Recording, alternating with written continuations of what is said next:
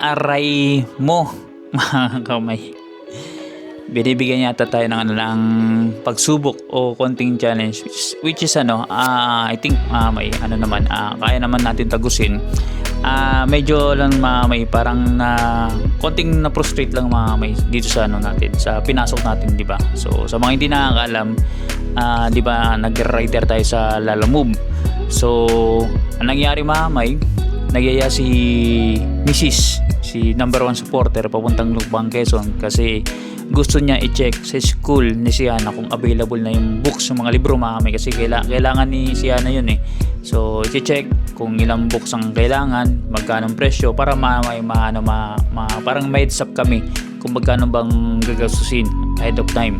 So hindi pa daw nung pumunta kami hindi pa daw ma-determine, although nandun yung mga libro, hindi pa daw pwedeng sabihin ko or hindi pa nila na compute kung magkano ang presyo at hindi pa pwedeng magbenta. So kaya ang ginawa namin is umuwi na kami ni Mrs. pupunta dito at yun nga, ang pagpunta nga namin doon may medyo makulimlim na naambon ng konti hanggang sa nakarating kami dito, which is ang plano sana ni Mrs. is maghanap ako ng booking pa uwi. Yung kaya ba namin dalhin, nakangka siya sa akin, kaya namin dalhin para at least malang kumita ng pabalik dito, which is wala naman kami na nakuha hanggang sa nakauwi kami dito. Tapos biglang buhos ang ulan, malakas. So kumbaga baka magkaroon ng pondo yung namin balon para magamit na gawa nung bobomba kami sa bombahan para makakakuha ng tubig at mayakyat namin. So anyways so dito tayo nung sinilip ko yung apps ng Lalamove para sa mga riders, meron siya lumabas ayan nasa taas. So ito 3 remaining actions: complete your driver requirements soon to keep taking orders. So may mga booking siya dyan So ito kasi na-experience ko na rin yan, pero yung nakalagay dyan sa top na note is magsusubmit din ako ng documents, pero ang pinapasubmit sa akin is NBI clearance. So nagsubmit pa ako, pag submit ko instantly na-approve kagad.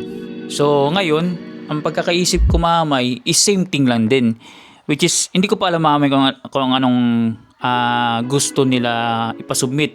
Nung sinilip ko tatlong pinapasubmit nila yung LOA, so letter of authorization. Kaya ako meron doon si Outlaws kasi is hindi po sa akin nakapangalan, kay Mrs. Gawa nung hindi ako makapag-provide ng payslip. Kinausap ko naman yung Motor Trade kung pwede yung sa Google nga, kaso lang hindi siya allowed gawa nung hindi ina-approve ng opisina nila. Kaya si Mrs. ang pinangalan natin sa pagkuha ng installment ng motor. So na-approve at kinailangan natin mag-submit ng LOA para in-authorize tayo ni Miss na gamitin ang motor kasi sa kanya nakapangalan. So kumbaga SOP ng Lalamove. Secondly ang isusubmit na requirements and documents is OR, pangatlo yung CR ng motor which is nasubmit ko yung dalawa na yun o yung tatlo na yung nung nag-apply pa lang ako. Tatandaan nung nag-apply ako nag-send na ako ng mga nag-fill up na ako mga personal details, yung documents kasama na po itong tatlo na inabot ako ng halos nga almost 2 weeks sinasabi ko kasi hindi kasi kasama yung Sabado Linggo. So ang lang sa kanya 5 to 7 days pero inabot ako ng almost 2 weeks hanggang sa di ba nag-live ako, may nakapansin sa akin na natuwa ako kasi meron nag-pop na yung pala na-approve na ako sa Lalamove, which is pagka-approve lumabas na po yun yung mga bookings. So kumbaga nag-try na po ako mag-book the next day. So ngayon lumabas to, nag-submit ulit ako for the second time, which is nangyari pag submit ko, ang lumabas is naka-pending. Ngayon gusto ko mag-book. Nung nagbo-book ako nagtatap ako ng mga area, ito pong lumalabas pag tinatap mo siya. Ganyan siya hindi ka makapag-swipe, makapag-select ng booking. Itong lumalabas lagi So naka-pending pong sinubmit ko na requirements. So ngayon, syempre, medyo frustrated tayo kasi anong nangyari mamay is double handling to mamay kasi in the first place, nagsubmit na po ako mamay, ni-review na po nila yung documents mamay. Ang tanong ko lang, parang line of questions sa akin, bakit ulit ako mag-resubmit? Kasi in the first place, na-review nyo na yung same documents na pinapasa ko ngayon, di ba? Shout out sa Lala mo ba? So, which is, dapat hindi na mamay. Kasi ang mangyayari, madidiril mamay, madidelay. Hindi ako makapagbiyahe mamay. May booking, may mga area na magaganda. Hindi mo siya mabook lahat mamay. Hindi ka makapili kasi nga, itong lumalabas. Diba? Dapat, pagka ganun mamay, sana, hindi nyo binablock ng ano, diba? Ito. Kumbaga nakapending lang siya. Pag hindi na-approve, sana, di ba? Di doon nyo, wag bigyan ng booking hanggang sa ma-verify lahat, di ba? Kasi nakakapagbiyahe na po ako mamay ng ng almost 1 week, tas lumabas to. Ngayon, nagtanong ako mamay sa chat support sa live, hindi naman ako binibigyan mamay ng accurate na sagot kasi ang sinasagot sa akin mamay, siya, parang naka-queue na message. So, yung concern ko mamay, hindi talaga fully address. So, hindi accurate mamay. So, wala din mamay. Parang AA lang din ang kausap. May kausap ka mamay na customer support. So, parang naka-prepare na yung sasabihin mamay. So, kaya nangyari mamay, tanong ako sa pinsan ko kasi yung pinsan ko mamay, nalaman ko na naglalala move rider din for 3 years. So sabi niya sa akin, nangyayari daw yun na ganun. So antayin ko na lang daw mamay.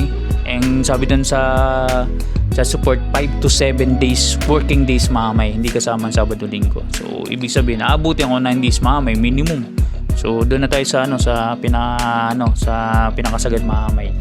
So 7 to 9 days mamay.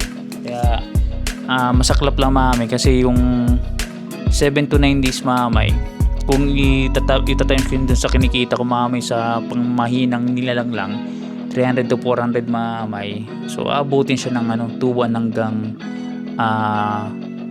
hindi 2.7 3 times 9 2.7 hanggang 3.6 mamay.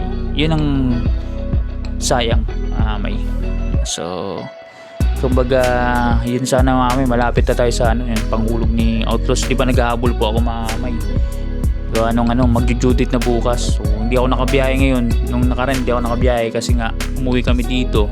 So maghapit sana ako mamay kahit na madili ng bagya. Ngayon masusuper delay ako mamay para makahabol lang. Diba? Nakaipon na akong kalahati mamay. Tapos yung almost 1K mamay kasi pinagasolina ko, tapos yung pinambili ko ng pagkain mamay. So nabawasan yung panghulog natin. So yun ang kailangan ko mamay, habulin pag once na nag-up na to. At sabi nga ng pinsan ko, pag 3 days na wala pa rin, working days, pupunta ko na naman mamay sa PTEX para i-raise ang concern, para instantly mamay ma-address ang concern. Yun ang sabi niya sa akin kasi ilang beses na po siya na pabalik-balik sa PTEX mamay, suspended kung ano pong mga na nangyayari sa account niya. So kailangan ko lang daw dali ng mga documents mamay, LOA o RCR ng motor mamay. Ewan ko.